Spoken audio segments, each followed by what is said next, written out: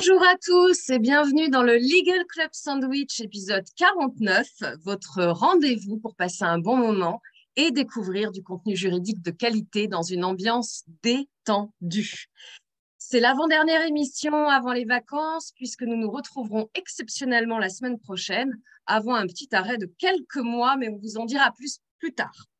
Au programme, des invités exceptionnels, des sujets juridiques inédits et le tout dans un esprit léger pour se vider la tête pendant la pause déj. Aujourd'hui, on va parler de crise. Tenez-vous prêts, surtout lorsqu'il est accolé au nom de Disney. Vous en saurez plus dans quelques instants. Pour ma part, je m'appelle Lyndia Le Sauvage, je suis coach et formatrice en prise de parole en public. J'accompagne mes clients pour trouver et ciseler une communication qui leur ressemble. Également coach et certifié en Process comme modèle, j'accompagne les équipes pour améliorer leur communication, que ce soit en interne et en externe. Pour mener à bien cette émission, j'ai la chance d'être accompagnée de deux chroniqueurs exceptionnels que vous connaissez tous maintenant. Il s'agit d'Audrey Deléris et Pierre Landy. Audrey, elle est manager au sein du cabinet de recrutement juridique et fiscal FedLegal. Elle y accompagne des sociétés de l'industrie et des services, notamment dans la tech. Audrey est également cofondatrice de Fleet Network, le réseau des juristes en start-up et dans la tech. Ils sont près de 500 aujourd'hui, un grand succès. Bravo Audrey. Et pour cela, tu es accompagnée dans tous les sens du terme par notre ami Pierre Landy. Pierre, il est avocat au barreau de Paris. Il est passé par Disney, il est passé par Yahoo, il est passé par Ledger. Il est également cofondateur d'Enco, une alliance d'avocats représentant les 5 principaux marchés de l'IMIA. Pierre propose par ailleurs des services de mentoring juridique et d'accompagnement en leadership à destination des directeurs juridiques, mais pas que, notamment également dans la tech. Audrey, Pierre, comment ça va aujourd'hui ? Ça va très bien. Bonjour à chaque tous. fois, on attend que l'autre le qui a dise. commencé. Et ben moi, ça va très bien. Je suis ravie de vous retrouver pour cette nouvelle émission. Et j'avoue que le temps est passé très vite. On est déjà à l'avant-dernière et toujours autant de plaisir à retrouver mes co-chroniqueurs et toujours nos invités. Vous allez voir, ça va être aussi génial aujourd'hui. Avant-dernière de la saison 5, ne paniquez pas, je vous sens en PLS tous, de la saison 5. Voilà, moi j'ai mis mes couleurs de Enco, et je retrouve mon amie Nathalie Drey, dont tu vas nous présenter, Lyndia. Eh bien, justement, c'est à toi, Nathalie. Nous sommes ravis de t'accueillir sur le plateau. Nathalie Drey est avec nous aujourd'hui. Comment vas-tu, Nathalie ? Eh bien, ça va très bien. D'abord, merci. Je suis ravie de vous retrouver. Je suis ravie de retrouver Pierre, avec qui on a fait un peu les 400 coups et chez Disney et surtout chez Yahoo, je devrais dire. Mais on va en parler plus tard. Donc, merci de m'accueillir aujourd'hui. Bonjour à tous et à toutes, pardon. Et Nathalie, aujourd'hui, tu arrives avec un titre prometteur pour une très belle émission qui est Crise, victoire médiatique ou victoire juridique, faut-il choisir? Un choix cornélien. Mais tu vas nous en dire plus, Nathalie, et peut-être te présenter d'ailleurs pour nos auditeurs. Et ben donc, je suis directrice de la communication de la RSE de Disney France. Alors, petit rapide pour expliquer ce qu'est Disney France, il y a 2 entités qui gèrent Disney en France. Il y a le parc, Disneyland Paris, ex-Euro Disney, ex-Euro Disneyland, ex-Euro Disneyland Paris, bref, Disneyland Paris aujourd'hui. Et la Walt Disney Company, qui est la maison mère, où effectivement, donc, j'occupe les fonctions communication et RSE, et donc à ce titre, où je gère pas mal de crises. J'ai passé quasiment toute ma carrière dans des entreprises américaines, Disney pour presque 25 ou 26 ans, et Yahoo, donc 5 ans avec notre ami Pierre. Donc voilà, une belle carrière dans une entreprise américaine où j'ai géré pas mal de crises et où j'ai pas mal collaboré avec mes amis juristes. Très bien, merci beaucoup Nathalie. Évidemment, tu souhaitais faire passer un message à nos auditeurs. Quel message souhaites-tu faire passer aujourd'hui, Nathalie ? Alors, le message je vais faire un parallèle, j'espère que ça va fonctionner. En tant que juriste, forcément, vous fréquentez pas mal les tribunaux et en fait, en termes de crise et en temps de crise, nous, les communicants, on est vraiment face à un tribunal de l'opinion et un tribunal médiatique avec beaucoup moins de règles, un cadre beaucoup moins défini. et avec lequel on est obligé de jouer. Donc, c'est un petit peu la discussion, j'espère qu'on aura, qui est comment est-ce qu'on gère en parallèle ces deux tribunaux, qui sont les tribunaux juridiques, évidemment, dans lesquels auquel on doit faire face, et puis c'est ce tribunal médiatique qui peut être assez dévastateur. Alors, justement, on va parler de crise, on l'a dit, c'est peut-être le moment de nous expliquer ce que c'est qu'une crise. Ah, pardon, c'est bon. Tu avais un petit problème de son, Lindia. Ah, pardon. Mais c'est alors, je reprends. Nathalie, on va parler de crise. Est-ce que tu pourrais nous dire ce que c'est qu'une crise?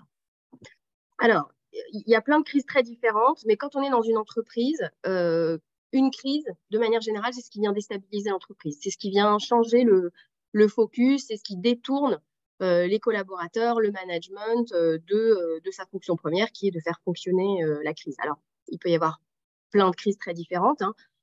Le Covid, c'est une crise majeure pour beaucoup d'entreprises. Ça peut être une crise économique quand il y a de l'inflation, quand il y a tout ce qui se passe aujourd'hui. Il peut y avoir voilà, vraiment, il peut y avoir plein de formes de crise qui empêchent l'entreprise de fonctionner. Les crises de réputation sont aussi très compliquées, ou les crises en ressources humaines, par exemple, peuvent être très compliquées parce qu'elles détournent vraiment les collaborateurs et elles dispersent leur attention. Donc, ça peut être momentané, ça peut être durable. On a toujours du mal à mesurer les causes de la crise parce qu'il faut avoir un petit peu de recul. Mais en tout cas, l'impact d'une crise peut se faire sentir à différents niveaux. Il se fait sentir déjà peut-être sur les résultats, sur comment ça perturbe l'organisation, comment ça perturbe la performance, est-ce qu'on arrive à sortir nos produits, ça impacte aussi les relations commerciales, ça impacte la santé financière. On l'a vu récemment, les cours de bourse fluctuent à une allure dingue, le climat social de l'entreprise. Enfin, ça a de multiples répercussions en fonction de la crise qui apparaît. Et donc, quand on parle de crise, il y a deux choses à bien regarder. C'est la gestion de la crise. Qu'est-ce qu'on doit faire pour en sortir? Et du coup, comment est-ce qu'on va communiquer autour de cette crise? Et c'est surtout faire attention à ne pas confondre. Souvent, quand on parle de crise, on parle tout de suite de communication, ce qui ne peut que me ravir, puisque c'est mon domaine. Mais on ne peut pas communiquer tant qu'on n'a pas bien évalué non plus la gestion de la crise.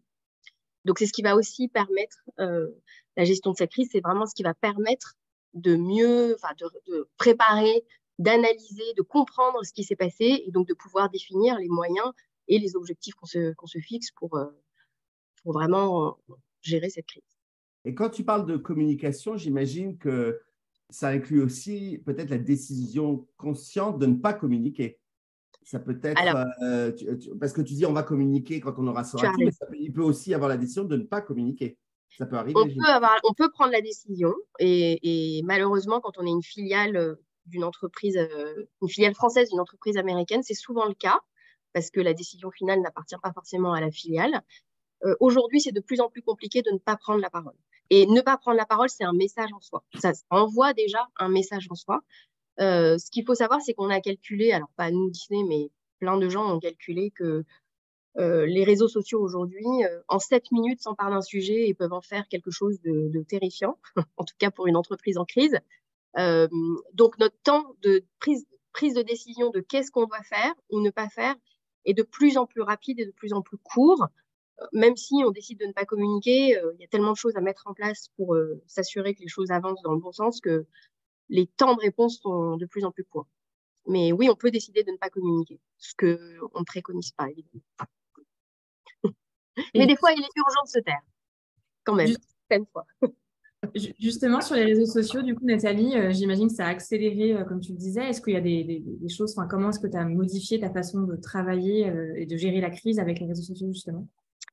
Alors déjà, il faut qu'il y ait une veille permanente sur les réseaux sociaux. Il faut éviter de découvrir les réseaux sociaux le jour où il y a une crise. C'est-à-dire qu'aujourd'hui, il n'y a pas d'entreprise qui ne peut pas être sur les réseaux sociaux. C'est impossible. Alors, on ne dit pas tout de suite que le président y soit ou que le board y soit. Mais aujourd'hui, il faut avoir une présence en temps normal, sans arriver à qu'il y ait une crise. Parce que pour le coup, le jour où il y a la crise, c'est trop tard. On n'en peut plus rien faire. Si on veut s'adresser à notre communauté, si on veut veiller sur les réseaux sociaux et voir ce qui s'y passe, si on veut voir si ça dépasse la simple audience naturelle d'une marque ou d'une entreprise, est-ce que ça va s'étendre sur d'autres domaines, si on veut répondre, si on veut avoir une stratégie d'alliés et avoir des gens qui peuvent parler à notre place ou nous soutenir, si on veut voir ce que nos détracteurs disent. Enfin, clairement, aujourd'hui, c'est impensable pour une entreprise de ne pas être sur les réseaux sociaux et surtout de ne pas attendre d'être en crise pour y être, clairement. Après, la réponse sur les réseaux sociaux se gère. Hein. C'est pas tire-larigot, c'est pas n'importe quand, c'est pas n'importe comment. Et encore une fois, le timing est clé. Ouais, en fait, tout le monde se sent devenir des reporters avec les réseaux sociaux. Absolument. C'est un peu le risque. Alors, quand c'est des choses qui nous arrangent, c'est super. Mais quand c'est des choses compliquées, aujourd'hui, n'importe qui, avant, on allait au bar, au café, on discutait. Bon, voilà, les échanges, les opinions des uns et des autres n'avaient pas beaucoup d'impact. Aujourd'hui, d'abord, il n'y a plus de place pour la nuance. Il n'y a plus de place pour l'analyse. Il faut être tranchant, il faut être ou noir ou blanc. Tout est très segmenté, tout est très polarisé. On est pour ou contre. Il faut aller vite, il faut être accrocheur. Donc voilà, c'est vrai que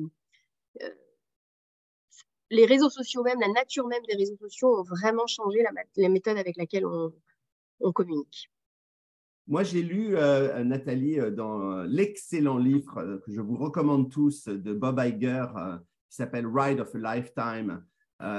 Et donc, on va peut-être essayer de vous mettre les coordonnées dans le chat, où Bob Iger, donc j'allais dire l'ex-PDG de la Walt Disney Company, mais depuis 2 jours, c'est de nouveau l'ex de retour PDG de la Walt Disney Company. Il parle beaucoup de crise à plusieurs endroits et en fait, je trouve qu'on parle de crise médiatique, crise juridique, mais parfois c'est aussi, tu peux voir le leadership de du patron dans ce genre de moment. Enfin, tu les connais mieux, les exemples dont il parle dans le livre, mais… en fait, c'est un vrai test. La crise est un vrai test pour l'entreprise. Hein. Déjà, ça montre à quel point l'organisation fonctionne ou ne fonctionne pas, mais c'est un test pour le leadership, clairement, et pour les valeurs qu'on défend. Et elles doivent clairement s'incarner, ces valeurs, dans la gestion de la crise, dans le mode de communication. Et je pense que tu fais référence à la situation malheureuse de l'enfant qui est décédé dans le parc avec, dans une condition assez terrible avec le crocodile, où c'était en parallèle de notre lancement de parc à Shanghai, je crois. C'est ça. Et où clairement, pardon, je vais faire un petit jeu de mots, mais tout ce qu'on peut dire peut être retenu contre nous et où tout indiquait de ne surtout pas prendre la parole, de ne surtout pas aller s'adresser à la famille. Mais voilà, on est Disney, on est la famille. Enfin, la famille est quelque chose d'essentiel pour nous. Et Bob Iger a endossé non seulement son costume de patron, mais de père. Et il a décidé, il a choisi, lui, d'aller s'adresser à la famille en direct. Donc, c'est pas un acte de communication, il l'a pas fait, je pense pas du tout dans ce sens-là. Mais par contre, ça en dit long sur les valeurs qu'il défend et les risques, entre guillemets, qu'il est prêt à prendre dans ce genre de situation qui est quand même très dramatique. Parce qu'il y a une chose qu'on n'a pas évoquée, c'est qu'est-ce qu'est une crise dans le sens concrètement. Je pense que la mort d'un enfant, toute mort est terrible, c'est des vraies crises. Et après, il y a en fonction de chacun et de chaque business d'entreprise, le niveau des crises n'est pas le même. Mais donc là, effectivement, je suis d'accord avec toi, Pierre, c'est un vrai test pour le leadership. Et souvent, malheureusement, des patrons ne soutiennent pas, enfin, ne peuvent pas passer au-delà des crises. Il y a un tri qui est fait malheureusement. Et dans le livre, c'est exceptionnel parce que ça va intéresser nos amis juristes. Le directeur juridique joue son rôle et recommande de ne pas appeler la famille de l'enfant qui a été donc dévoré par un crocodile à Disney World en disant c'est une admission de liability, machin, etc. Et Bob écoute aussi. En fait, il est toujours entouré de 3 personnes. C'est très intéressant. Le directeur de la communication, le CFO et le directeur juridique. C'est vraiment les 3 personnes avec lesquelles il travaille le plus précisément. Et il dit, je vous entends tous, mais non, la right thing to do, c'est d'appeler la famille. Je décroche mon téléphone. Et j'avais trouvé ça d'un point de vue leadership. Je comprends tous vos points de vue, mais je vais appeler la famille. Donc, et c'est intéressant que tu dises ça, parce que moi, on en a beaucoup parlé avec Pierre lors des différentes crises qu'on a eu à gérer. Notre rôle, il est clairement de faire des recommandations, d'évaluer le risque et de dire, si on ne dit rien, c'est catastrophique, ça peut nous amener tel et tel problème. Si on dit voilà ce que ça peut aussi nous apporter. Pareil sur la partie juridique. Et pour reboucler sur ce que tu as dit par rapport à Bob Iger, il nous a dit récemment, quand on est patron de Disney, on est payé pour savoir qu'est-ce qui est la bonne chose à faire, qu'est-ce qu'il est juste de faire. Et je pense que c'est à ça qu'on voit aussi les grands leaders. Voilà, il y a ce qu'il faut faire, mais il y a aussi ce qu'il est juste de faire et prendre les risques qui vont avec. Et on en a connu, nous, des crises, Nathalie, mais je ne sais pas si, notamment chez Yahoo, qui ont été bien discutées dans la presse. Je ne sais pas si vous savez ce que c'est. Justement, j'avais posé la question parce que Audrey, t'en parles, Pierre, de temps en temps. Et là, comme je crois savoir que vous avez géré ça avec Nathalie, est-ce que Nathalie, tu peux nous réexpliquer un petit peu ce que c'est cette affaire Yahoo du coup, ouais. Donc Yahoo, c'était en l'an 2000, ça fait un peu. C'était dans les années 2000. Donc Yahoo était le moteur de recherche en vogue, clairement à l'époque. Google balbutiait à peine. Et moi, je venais de rentrer chez Yahoo. Je suis rentrée un 3 avril. Et je crois que le 5 avril, on a reçu une assignation en justice de la LICRA qui attaquait Yahoo en justice pour vente d'objets nazis sur une plateforme d'enchères qui lui appartenait. Donc aujourd'hui, tout le monde sait comment fonctionnent les plateformes d'enchères. À l'époque, personne, à commencer par nous, clairement, ne savait comment ça fonctionnait. Et quand on a découvert ces pages, on était, comme tout le monde, assez horrifiés de voir qu'il y avait des boîtes de Zyklon B, il y avait des costumes de prisonniers. Enfin, il y avait plein d'objets authentiques. Des tapis de souris à l'effigie d'Hitler. On parle du site américain, c'est important pour l'histoire. Oui, voilà, c'était le site américain. Je me rappelle les porte-clés aux croix gammées, enfin, on avait la totale. Hein. Il y avait, effectivement. Et donc, ça a été une crise majeure pour Yahoo. Majeure à plein de titres. Hein. D'abord parce qu'on était en phase, c'était la bulle Internet, on était l'entreprise à suivre, à regarder. On voulait passer justement d'un mode un peu confidentiel, un peu geek à très grand public. Les répercussions ont été terribles. Hein. Ça a mis un vrai coup de frein en France à notre développement en grand public. Il y a eu des répercussions techniques, évidemment des grosses répercussions juridiques, puisqu'on était assigné au tribunal. Et puis, on opposait une explication technique à une explication émotionnelle. En France, la Seconde Guerre mondiale et tout ce qui touche à la Seconde Guerre mondiale est extrêmement émotionnel. C'est très sensible et en plus, c'est passible, comme vous le savez, d'un certain nombre de sanctions juridiques aussi. Donc, c'était un sujet vraiment très, très inflammable. C'est un sujet qui a duré 3 ans, mais 3 ans non-stop. Enfin, je pense que Pierre, moi, je me souviens de task force. J'ai pris 18 kilos pendant cette affaire, donc je m'en souviens parfaitement, Nathalie. C'était l'enfer. Et ça a profondément perturbé le fonctionnement de la filiale. Hein. On avait beaucoup de mal à avancer, à sortir les produits. Dès qu'on prenait la parole, on nous remettait le sujet. On était le portail des nazis. Enfin bon, ça a été. On a double page dans Paris Match, hein. Yahoo, portail des nazis. C'était quand même pas simple à vivre, et ne serait-ce qu'en tant que salarié en France. Enfin, je veux dire, parce qu'on te rappelle les dîners auxquels on allait pendant cette époque-là, et on avait beau essayer d'expliquer qu'il y avait une différence entre la technique, le juridique aux États-Unis et en France, etc. Émotionnellement, c'était too much, quoi. C'était très compliqué.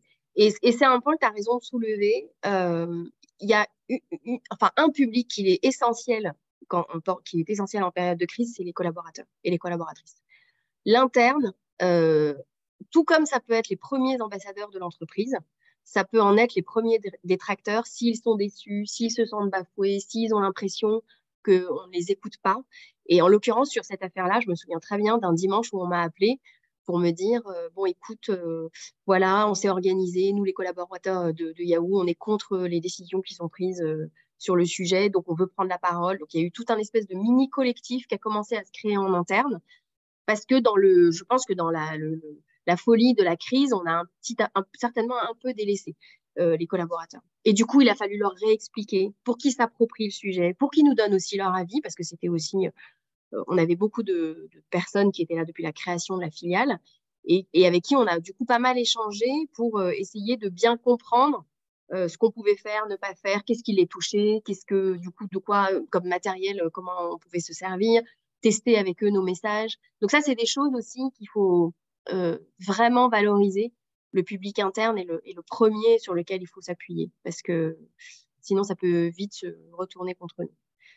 Il y a un autre point que je trouvais intéressant et qui arrive souvent et qui est arrivé sur la médiatisation de l'affaire Yahoo, c'est ce qu'on appelle l'effet Streisand. Je ne sais pas si vous en avez déjà entendu parler.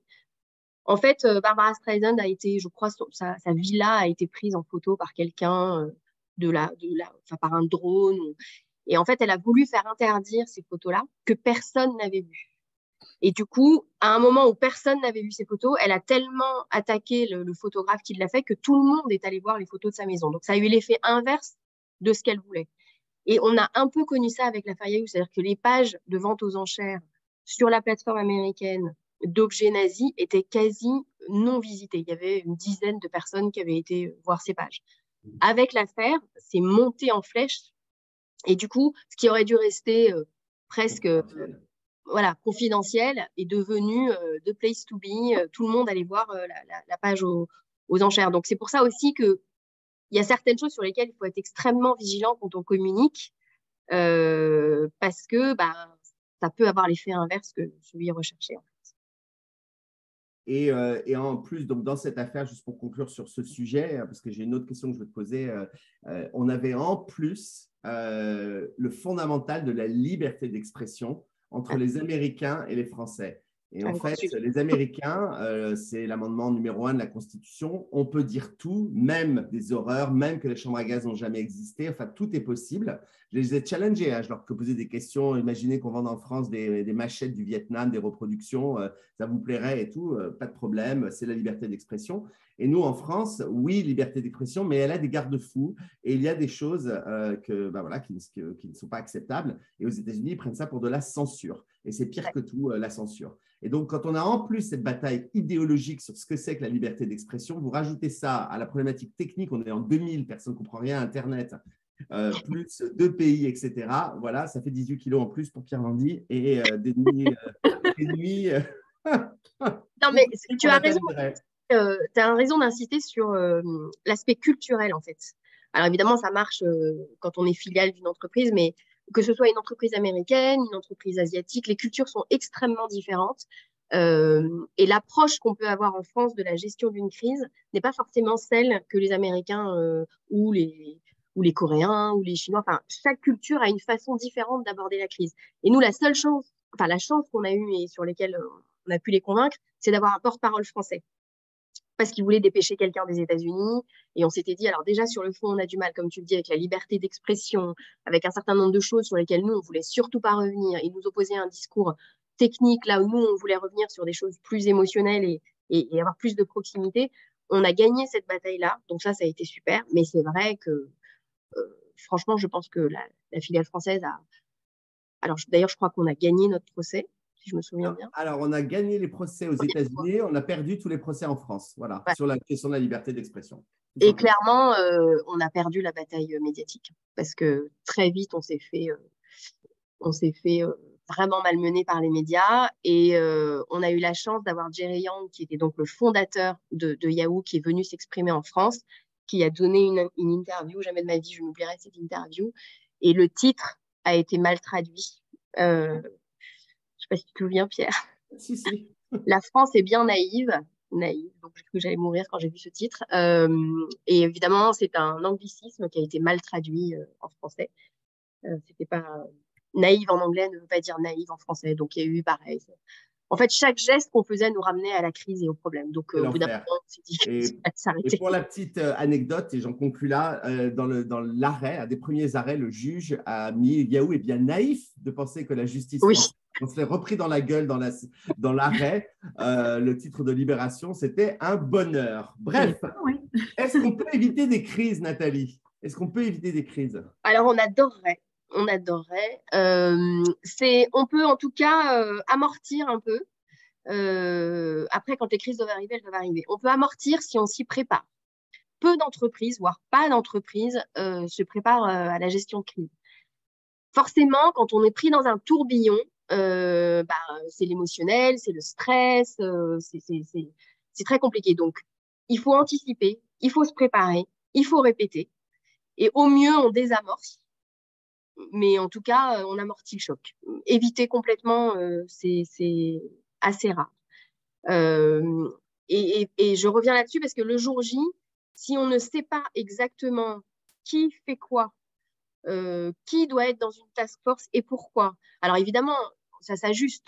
Il y a des crises sur lesquelles on a besoin du service juridique. En tout cas, voilà, il y a un cœur de compétences dont on a besoin et qu'on va aller étoffer en fonction du sujet de la crise. Mais il faut qu'il y ait des gens qui réfléchissent aux solutions. Faut qu'il y ait évidemment des communicants. Il faut qu'il y ait des juristes qui puissent évaluer l'impact que ça peut apporter. Il faut qu'il y ait un porte-parole qui fasse surtout pas partie de la cellule de crise et qui soit pas forcément le PDG. Enfin, il y a des petites choses comme ça qu'il faut évaluer, tester pour qu'en jour de crise, ben, tout le monde agisse sans se poser de questions, sans savoir à réfléchir et sans se demander si on est dans la bonne direction ou pas. Et c'est pareil, c'est les outils qu'il faut avoir. Nous, on a eu malheureusement à le gérer quand il y a eu les attentats à Paris. On s'est rendu compte qu'on n'avait pas d'outils fiables, par exemple, pour savoir où étaient nos collaborateurs. Et ça a été un enfer jusqu'à ce qu'on a recensé tout le monde le jour du 13 novembre pour s'assurer que tout le monde était safe et que on n'avait pas apporté secours à quelqu'un. Donc, c'est dans ces crises-là où on est en fait un peu challengé et où on se rend compte si les outils et les process qu'on a mis en place fonctionnent. Et donc, éviter d'être difficile, en tout cas, débriefer après une crise, certainement, parce que c'est une fois que tout est passé, que les choses commencent à rentrer dans l'ordre, qu'on peut faire un petit débrief et se dire, OK, là, ça a fonctionné, là, ça n'a pas fonctionné, pourquoi et qu'est-ce qu'il faut qu'on mette en place après pour justement essayer d'éviter au max. Est-ce que, Nathalie, tu pourrais nous redonner peut-être encore plus précisément les étapes incontournables, en fait, d'une gestion de crise? Alors, je pense qu'il faut très vite regrouper donc, cette task force, que moi j'appelle task force, et qu'on a une, par exemple, sur Yahoo et qu'on essaye d'avoir à chaque fois qu'on a des crises chez Disney, qui sont effectivement l'instance dirigeante, quelle qu'elle soit dans l'entreprise, le juriste, la communicante, les RH, enfin, tout ce qu'on appelle, nous, les fonctions support, qui vont du coup évaluer dans leur domaine respectif l'impact, et la partie du business qui est impactée. On peut s'adjoindre quelqu'un de l'extérieur parce que ça apporte aussi du recul. Et nous, on essaye aussi d'avoir quelqu'un des réseaux sociaux parce que voilà, il y a une agilité et une connaissance de ces réseaux qui fonctionnent. L'objectif de la task force, il est d'évaluer l'impact de la crise et d'évaluer les potentielles réponses qu'on peut y apporter. Là aussi, on a, comme je l'ai dit tout à l'heure, le timing est essentiel, c'est-à-dire qu'il faut aller vite. Alors, ne confondez pas, il ne faut pas confondre vitesse et précipitation, hein. Il faut vraiment réfléchir rapidement à qu'est-ce qui s'est passé, pourquoi ça s'est passé et qu'est-ce qu'on peut vite fixer. Et j'étais la semaine dernière à une conférence sur la gestion de crise. Et ce que je trouvais intéressant, c'est que jusqu'à présent, beaucoup de littérature sur la gestion de crise vous disent tant qu'on ne sait pas, il faut pas parler. Il ne faut surtout pas parler tant qu'on ne sait pas. Or, avec ce que je vous ai raconté tout à l'heure sur les réseaux sociaux qui vont très vite, on a une ou deux personnes qui challengent ça et je suis assez d'accord qu'il vaut mieux prendre la parole et dire OK, il s'est passé ça, on n'a pas encore tous les éléments, on va revenir vers vous. En tout cas, ce qu'on sait, c'est qu'on va tout de suite faire ça ou on va attendre. En tout cas, le temps de se dire, voilà, il y a une personne identifiée qui prend la parole pour l'entreprise, qui rappelle la crise, qui rappelle que l'entreprise a bien conscience de ce qu'il faut faire, juste pour gagner du temps et laisser le temps à la cellule de gestion de crise de s'organiser, d'évaluer les potentielles réponses et de voir comment est-ce qu'on va aligner l'entreprise derrière. Et je pense que il y a un cœur de task force qui est indispensable, comme je vous l'ai dit, hein, les fonctions support, la fonction dirigeante et les fonctions business qui sont concernées. Avoir quelqu'un de l'extérieur, c'est toujours bien parce que ça met un peu de perspective et ça enlève le côté émotionnel justement dans lequel est plongée l'entreprise pour permettre de vite identifier le problème et les solutions. Et puis de toute façon, si tu ne prends pas la parole, quelqu'un va la prendre à ta place. Hein, et c'est, Exactement. Exactement. Et c'est ce que dit d'ailleurs de nouveau Bob Iger dans son livre, dans une autre crise qu'on ne va pas vous raconter là, parce qu'on vous l'a déjà raconté avant, mais vous achetez le livre et vous verrez, sur l'histoire de Roseanne Barr et de ce qu'elle avait dit sur Twitter, etc. Et il a dit, je veux être head de la crise et head, enfin, devant la communication, sinon ça va nous échapper. Sinon, on est en réactif. Voilà. Et, donc, et là, pour le coup, il a été en proactif. Et lisez le livre, vous verrez, on vous racontera l'histoire. Mais voilà, je suis assez d'accord avec toi. Par les réseaux sociaux, tu n'as plus le moyen d'attendre. Il faut au moins dire, on revient vers vous, quoi. Ouais, il faut vite prendre la parole. Sinon, on est en réactif. Une petite phrase, Nathalie, pour conclure avant les chroniques. Et avant qu'on prenne les questions. Et avant qu'on prenne les questions, après les chroniques, bien entendu. Dans la logique de ce qu'on s'est dit, il faut prévoir l'imprévisible pour gérer l'imprévu. C'est un peu ce qu'il y avait au-dessus de mon bureau quand je travaillais chez Disney, à Disneyland Paris. Et je pense que ça résume bien ce qu'on fait. Merci beaucoup. Merci, Nathalie. On va passer tout de suite, sans attendre, à la chronique tant attendue de Monsieur Pierre Landy. Musique. We do.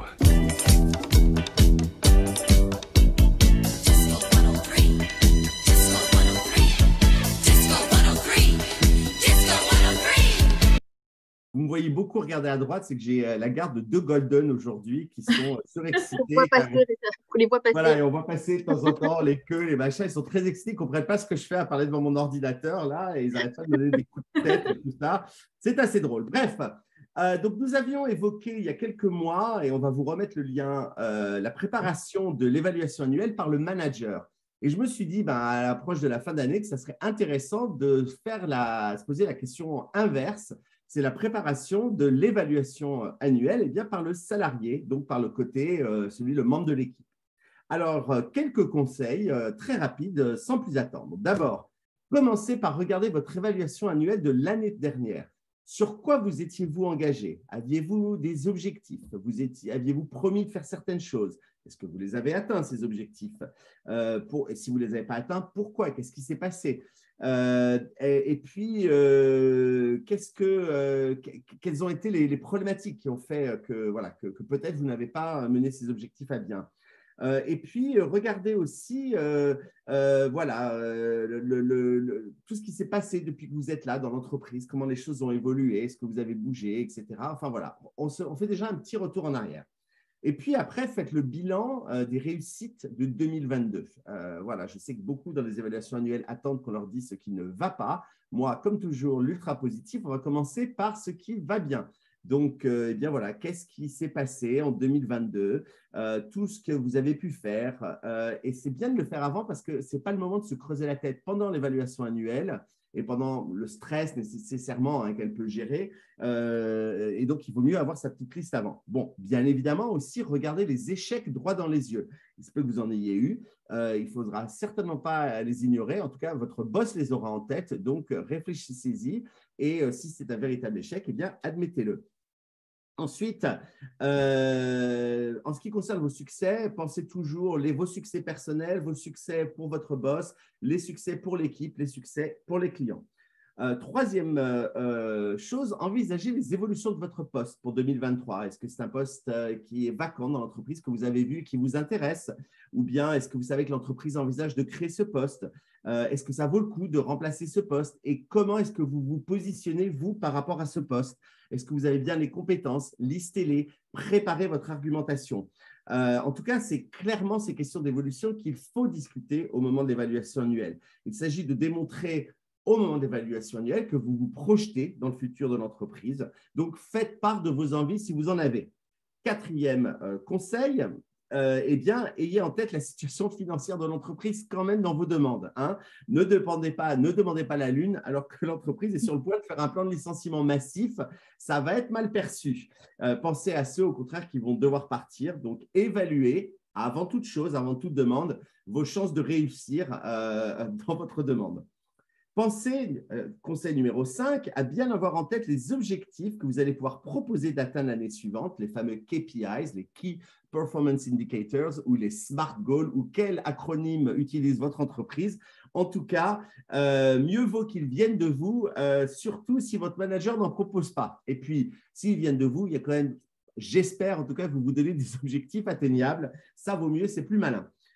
Numéro 6, réfléchissez aux soft skills que vous aimeriez développer. Idéalement, insistez sur le fait que vous les souhaitez faire progresser vos forces. Encore une fois, vous me connaissez, passez pas du temps à corriger ce qui ne va pas, mais travailler sur ce qui va bien et développer. Alors voilà, pensez à tout ce qui peut être bien pour votre équipe. Insistez sur le fait qu'il y a peu de turnover, que vous avez montré à de multiples reprises votre investissement et celui de votre équipe dans la société. Mais c'est aussi le moment de demander des formations. C'est peut-être moins cher pour l'entreprise qu'une augmentation ou un changement de poste. Exemple, prise de parole en public, n'est-ce pas l'India? Ou bien le mentoring, n'est-ce pas Pierre? Ou la processcom, n'est-ce pas l'India de nouveau? Voilà, donc pensez un petit peu à développer vos soft skills, c'est le moment de le demander. Enfin, point numéro 7, c'est pas enfin, mais point numéro 7, si vous êtes agacé par des commentaires de votre supérieur, ne tombez pas dans l'émotion. De la même manière, si vous demandez une augmentation de salaire et que vous ne sentez pas en face de vous un véritable désir de soutien dans cette démarche, restez calme. Plus vous serez préparé à différentes situations dans cette évaluation, plus vous aurez de chances de vous préserver des sentiments d'émotions trop forts qui pourraient intervenir si vous vous laissez submerger à ce moment-là. Donc, essayez d'y réfléchir en amont pour ne pas vous laisser surprendre par tout cela. Essayez de transformer mon type numéro 8, il y en a 10, Audrey et Lydia, avant que vous paniquiez. Essayez de transformer autant que possible l'évaluation annuelle en conversation. C'est mieux qu'une longue litanie de votre part, de votre boss ou de votre part. Voilà, si vous parlez trop, il risque d'être en position d'écoute, voire de faire sa liste de courses dans sa tête. Donc, plus vous pouvez transformer ça en conversation, plus l'évaluation annuelle sera utile. N'hésitez pas à confronter avec politesse, bien évidemment, les points de vue différents que vous pouvez avoir sur une même situation, mais essayez surtout d'arriver à un consensus. Numéro 9, en cas de gros désaccord, on reste calme et on ne se laisse pas embarquer dans une discussion violente qui pourrait ruiner toute l'expérience d'une évaluation annuelle, qui était pourtant pas mal réussie jusqu'à ce moment-là. Mieux vaut dans ce cas-là dire, écoute, je ne suis vraiment pas d'accord sur ce point, mais je ne suis plus en état de continuer. Est-ce qu'on peut continuer cette conversation demain? Il vaut mieux arrêter un instant et voilà. Et dernier point, ne pas attendre le moment de l'évaluation pour faire part de vos succès ou de vos frustrations. L'évaluation est un process qui a lieu constamment tout au long de l'année. Feedback is a gift, j'ai l'habitude de dire et on l'a souvent entendu. Donc, si votre manager ne provoque pas ces moments d'échange pendant toute l'année, eh bien, prenez le lead. Tiens, si on déjeunait ensemble aujourd'hui, parce que comme ça, vous ne serez pas surpris au moment de l'évaluation annuelle et lui non plus par vos états d'âme ou vos demandes. Donc, vous avez compris, l'évaluation d'annuel est un moment important dans la vie de tout à chacun et des salariés et ça doit être un véritable espace d'échange. Il n'appartient pas qu'à votre manager d'en faire un moment réussi. Vous aussi, vous avez votre rôle à jouer. Merci. Merci beaucoup, Pierre. Merci Pierre. Et ça va être au tour d'Audrey pour la chronique tant attendue également. Et Pierre, musique. Get the fever.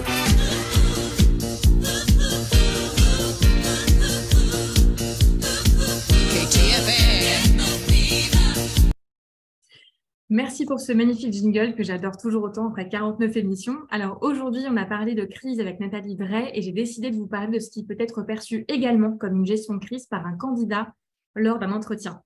Ça s'appelle l'imprévu. Vous savez, ces situations qu'on redoute, qui nous stressent et qui peuvent nous paralyser d'angoisse rien que d'y penser. Alors voilà quelques conseils que j'ai envie de vous donner aujourd'hui pour gérer plusieurs situations un peu inconfortables, dirons-nous. Situation numéro 1, ce n'est pas une personne qui vous reçoit en entretien, mais finalement 2. Voire 3 personnes. Vous savez, la RH qui vous dit « En fait, le directeur juridique était finalement disponible en même temps et le directeur financier aussi. Ça ne vous dérange pas ?»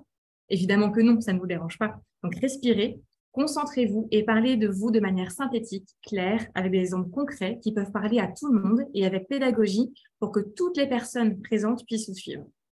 Et si plusieurs questions vous sont posées en même temps, ce qui peut arriver quand on a 2 ou 3 personnes en même temps, notez-les et répondez-y l'une après l'autre et annoncez-le. Voilà, cette explication de plan. En fait, respirez, prenez le temps et pensez à regarder bien toutes les personnes qui sont ici présentes. C'est le risque quand on a 3 personnes, c'est de regarder qu'une seule d'entre elles. Même si, voilà, on est d'accord, ça aurait été un peu plus sympa de vous prévenir en amont que vous n'aviez pas qu'une seule personne, mais un peu un tribunal en face de vous. Situation numéro 2. Vous êtes en retard. Évidemment, cela n'aurait pas dû arriver puisque vous êtes parti méga en avance pour le coup et pour vaincre les éventuels problèmes de transport. Mais malgré tout, vous êtes en retard. Alors, ce que je vous conseille, ça paraît tout bête, mais c'est bien de le faire, c'est d'envoyer un mail en fait pour prévenir votre retard. Ça paraît vraiment évident, mais je vous assure, peu de personnes le font. Donc, faites-le et surtout ne le faites pas à l'heure pile où vous devez arriver. Faites-le avant. C'est quand même un petit peu mieux. Et en arrivant, évitez les je suis vraiment désolée, j'ai pris 6 lignes de métro, il y avait du retard sur la 2e et puis il y a un accident sur la 4e. Et... Non, ça, en fait, on s'en fiche vraiment. Voilà, dites juste vous êtes désolé et puis on passe à autre chose, on passe à l'entretien. Situation numéro 3.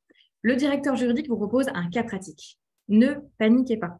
Encore une fois, respirez, réfléchissez et donnez avec concision et clarté vos commentaires et préconisations. La plupart du temps, le recruteur n'attend pas la bonne réponse, mais souhaite surtout apprécier la façon dont vous raisonnez. Donc, faites-vous confiance là-dessus. Situation numéro 4. On vous demande de parler anglais et de switcher en 2 secondes. Voilà, c'est marqué anglais courant sur votre CV ou sur l'annonce à laquelle vous avez répondu. Il faut être prêt. Donc, pour moi, en fait, ce n'est pas un imprévu. C'est juste qu'il faut juste être préparé, tout simplement. Donc, expliquez votre parcours en anglais, votre meilleure réalisation, votre projet pour l'avenir. Tout ça, ça se prépare. C'est très classique. Donc, c'est à vous, en fait, de faire le travail en amont. Et si vraiment vous n'êtes pas à l'aise, dites-le. Dans ce cas, il vaut mieux être hyper sincère. Ça ne sert à rien de se faire torturer pour rien. Situation numéro 5. On vous pose une question discriminatoire sur votre vie privée, donc vous n'êtes pas obligé d'y répondre, pas la peine de paniquer non plus, et dites-le au recruteur de manière posée. Je ne souhaite pas répondre à cette question, ça s'entend. Et si vous le sentez et que ça vous ressemble, vous pouvez toujours choisir l'humour et d'y répondre malgré tout. Ça, c'est à vous de choisir. Situation numéro 6. Avant de passer un entretien, vous apprenez que la personne précédente a fait un burn-out ou qu'il y a une très mauvaise ambiance dans la société. Ce que je vous conseille, en fait, c'est quand même d'aller voir vous-même. Parce qu'il faut nettoyer vos filtres. Il peut y avoir une très bonne surprise et ce n'est pas parce qu'il y a eu une mauvaise expérience avec une personne, qu'il y a une mauvaise ambiance selon 2 ou 3 personnes, que ça va vraiment être le cas. Donc ça, c'est vraiment à vous de voir. Et pour ne pas avoir de regrets, je vous conseille vraiment d'aller au moins au premier entretien et de voir un petit peu comment ça se passe. C'est comme nous, quand on prend une référence sur un candidat, voilà, on évite d'en prendre une seule, mais plutôt 2 ou 3 pour vraiment en fait comparer. Évidemment, s'il y a 15 personnes qui vous disent qu'il y a une très mauvaise ambiance, vous êtes largement en droit de vous poser des questions, bien sûr. Et enfin, situation numéro 7, imaginons que finalement, le recruteur très sympa au téléphone est en fait très froid et très glacial. Ça arrive. Et peut-être qu'il veut vous tester justement, ce qui n'est pas très sympa, je vous l'accorde. Et dans ce cas-là, restez vous-même et souriant, même si vous êtes tout seul à sourire. Ça peut être un peu triste, voilà, comme Pierre est en train de le faire. Voilà, l'idée, c'est quand même de passer un bon moment. Ça, je le répète très souvent. Un entretien, il faut passer un bon moment malgré tout. Donc, faites-vous confiance et essayez de faire sourire cette personne très glaciale en face de vous. En conclusion, il peut y avoir des imprévus vraiment imprévisibles lors d'un entretien. Un arbre tomberait sur la voie du RER avant votre entretien, la RH qui est malade et c'est quelqu'un d'autre qui vous reçoit, ou on vous propose de rencontrer une autre personne juste après l'entretien RH alors que ce n'était pas prévu. Respirez et restez focus. Tout peut bien se passer et ça dépend aussi beaucoup de votre gestion d'imprévus. Et ça peut être un très bon test pour le recruteur de vous tester justement. Voilà, comment réagissez-vous lors d'une crise, d'une urgence ou face à l'inconnu ? En réalité, beaucoup de situations peuvent être appréhendées en amont. Donc, à vous de prévoir les questions qu'on peut vous poser, de vous préparer un maximum, tout en restant spontané, bien entendu, parce qu'on est toujours dans un moment humain et de spontanéité. Ou alors, vous faites, attention dans la citation, ça faisait longtemps, comme Paul Valéry, qui disait « Quoi d'imprévu pour qui n'a rien prévu ?» Dans la vie, peut-être, mais dans le recrutement, sincèrement, je vous le déconseille, parce que c'est vraiment important de se préparer au mieux. Merci. Merci, Audrey. Merci beaucoup, Audrey. On arrive au temps des questions. Alors, il y a des questions pour Nathalie. On a quelques minutes pour y répondre. On a une question de Marine et Audrey, je vais te laisser poser la question de Marine pour Nathalie. Alors, la question, c'est, Nathalie, est-ce que tu aurais un exemple d'une gestion de crise qui finalement n'en était pas une ? Alors, en fait, tout est question de perspective sur qu'est-ce qu'une crise qu'on commence à gérer. Je pense qu'une crise devient vraiment une crise à partir du moment où elle perturbe les gens qui doivent travailler. Donc, chez Disney, on est forcément soumis à beaucoup de... On est beaucoup dans les conversations. Donc, si vous regardez sur les réseaux sociaux, si vous regardez dans les médias, il n'y a pas un jour où il n'y a pas quelque chose, soit parce que la couleur de peau de Ariel ne convient pas à certains, soit parce qu'on a changé la date d'un film, soit parce qu'on passe d'un film à un... Enfin, il y a toujours un sujet sur lequel il y a une supposée crise. Et en fait, on se rend compte beaucoup chez Disney qu'il faut d'abord gérer l'interne, parce que on est très investi, parce que les équipes sont très sensibles aussi au travail qu'elles font et du coup à comment est-ce que c'est pris par l'extérieur. Donc on a souvent besoin d'abord de rassurer l'interne, de leur expliquer comment les choses se passent, de diminuer et de faire redescendre la pression. Et au départ, on se mettait tous en ordre de bataille comme si on allait gérer effectivement une crise très grave. Et puis aujourd'hui, on se rend compte qu'il faut d'abord faire redescendre la pression en interne et se rendre compte que finalement, assez vite, les choses rentrent dans l'ordre. Donc, j'en ai pas un, j'en ai des centaines, quasiment tous les jours. On ne s'ennuie pas chez Disney, Nathalie. Ah non, non, ça Alors, une autre question 25 de... ans, clairement non. Une autre question de Mathieu. Pour anticiper les crises, Nathalie, qu'est-ce qu'on fait? On écrit des scénarios, on répète, on nomme les personnes qui seront sollicitées en cas de crise. Voilà, je pense qu'on a envie d'en savoir plus. En fait, le plus possible, voire même, tout comme on fait des simulations d'incendie, d'évacuation, de choses comme ça.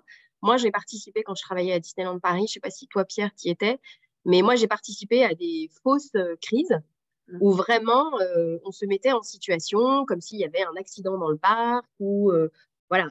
Je pense que le mieux pour éprouver notre process et notre organisation, c'est vraiment de répéter, de faire des simulations et de voir est-ce qu'on n'a pas oublié quelqu'un dans la task force, est-ce que dans le timing on est bon, combien on met de temps à regrouper les gens, est-ce qu'on a bien les bons numéros de téléphone. C'est souvent sur des petits détails comme ça qu'on se fait avoir, hein. Donc nous, par exemple, on a une liste avec tous les gens qui doivent être contactés en cellule de crise. Tous les mois, on s'assure qu'elle est bien à jour, qu'il n'y a pas eu de changement. Voilà, donc c'est des petites choses comme ça. Et si on a c'est un luxe, mais je pense que ça ne devrait pas être un luxe, de faire des simulations, c'est vraiment ce qui fonctionne le mieux et ce qui fait que le jour où il y a une crise, il y a plein de choses qui sont déminées en amont. Donc oui, répéter. Pardon ? C'est amusant que tu te dises ça parce que j'ai partagé tout à l'heure dans le chat le LCS numéro je ne sais plus combien avec une société qui s'appelle Contrôle Risque et le partenaire France était venu nous expliquer l'importance justement de faire des simulations. Et nous, chez Ledger, notamment, avec le comité de direction, on avait fait des simulations et c'est très drôle parce qu'il y a le téléphone qui sonne. Enfin, c'est des sociétés qui font ça, mais bon, alors tout le monde ne peut pas se le permettre, bien évidemment. Mais si vous êtes dans une direction juridique d'une certaine taille, d'une société d'une certaine taille, je vous assure, en tant que directeur juridique, suggérer de mettre en place des simulations, ça va être quelque chose qui va bien montrer votre leadership et surprendre le CEO. Et en plus, voilà, il y a des boîtes, comme je vous dis, Contrôle Risque, qui font ça très bien. Et alors, en plus, c'est au-delà de l'excellent exercice, en plus, c'est très amusant parce que, voilà, tout le monde c'est très drôle. C'est très drôle. Parce qu'on voit les positions, les gens qui veulent prendre le lead alors que ce n'est pas leur rôle. Enfin, il y a vraiment plein de choses. Et puis, il y a des gens qui peuvent se révéler aussi en crise. Hein. Effectivement. Qu'on ne voit pas d'ailleurs en simulation. Mais en stress, les gens ne fonctionnent pas tous de la même manière sous stress. Il y a des gens que ça stimule, il y a des gens que ça paralyse, il y a des gens que ça tétanise. Donc c'est aussi intéressant de gérer la crise exactement au plus proche de la réalité, en tout cas. Mais c'est vrai que c'est assez amusant. Ça peut être le cas d'un team building aussi, pourquoi pas, pour le faire en cohésion d'équipe, justement, aider les gens, les préparer psychologiquement, voir comment les uns et les autres réagissent. Et tu as raison, ça crée en fait, ça crée des conditions de cohésion. Aller jusqu'à team building, je ne suis pas sûre, mais ça crée ces conditions-là parce que tu as la sensation de passer quelque chose de difficile et de trouver, c'est souvent comme ça que ça marche, hein. Quelle solution on trouve ensemble en fait pour en sortir. Et c'est ça qui crée ce team building. Absolument. Oui. Faut le voir comme ça pour le préparer, pour psychologiquement dédramatiser aussi après, bien sûr. Ouais. Un petit mot de la fin, Audrey ? Non, moi, je voulais remercier Nathalie parce que ça m'a permis, moi, de parler de la crise dans l'entretien qui est un peu moins grave quand même qu'une crise comme plus comme Disney. Mais ce que tu dis, en fait, c'est vraiment se préparer, en fait. Donc, et ça, je pense que tous nos éditeurs ont retenu. En tout cas, c'était passionnant et je te remercie beaucoup, Nathalie, parce que c'était intéressant. Vraiment. Désolée, je parlais très, très vite. Merci, Guillaume, de l'avoir noté. J'aurais dû avoir un petit verre d'eau à côté de moi, effectivement. Mais merci de m'avoir reçu. C'est toujours intéressant de prendre un peu de recul. Et en préparant le sujet, c'est vrai que nous, on est dedans et on ne fait pas très attention, mais voilà, c'est un sujet très prenant, très intéressant, sur lequel qui est très apprenant aussi. Donc, j'espère que vous aurez... Enfin, je ne vous souhaite pas une crise, mais en tout cas, y participer, ça fait grandir. Et tu vas faire peur à tout le monde. Tout le monde va se dire, mais il faut absolument qu'on prépare les crises. Donc, sujet 2023, gestion de crise. En tout cas, c'était passionnant. Merci beaucoup, Nathalie. Merci, Pierre. Merci, Audrey. Et on se retrouve la semaine prochaine, comme je vous le disais, exceptionnellement, avant les vacances. Et notre invitée sera Safine Adri. On parlera avec elle du droit des assurances, un nouveau sujet avant Noël. Et ça nous emmènera encore dans de nouvelles aventures. En tout cas, merci à tous. Merci. Passez une très bonne journée et on se revoit très vite. Merci à tous. Merci. Au revoir. See the money won't stay, feed me